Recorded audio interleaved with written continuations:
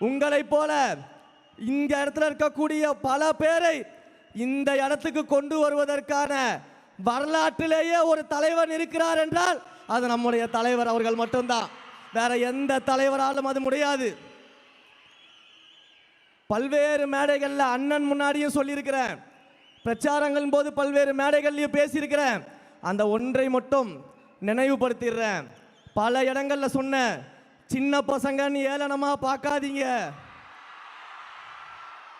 இந்த சின்ன பசங்க என்ன செய்வாங்கன்னு காட்டுவோன்னு பல மேடைகளில் நான் பேசியிருக்கிறேன், அண்ணன் முன்னாடியும் பேசியிருக்கிறேன்.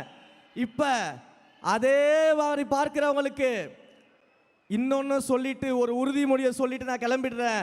எழுதி வச்சுக்கோங்க, இந்த சின்ன பசங்க வருங்காலத்தில் எதிர்கட்சியே இல்லாத சட்டமன்றத்தில் எங்கள் அண்ணனை முதலமைச்சராக அமர வைப்போம். இது வருங்காலத்தின் வரலாறாக மாறும். மாண்புமிகு முதலமைச்சர் அவர்களுக்கு என்னுடைய நெஞ்சார்ந்த நன்றியை தெரிவிச்சுக்கிறேன்.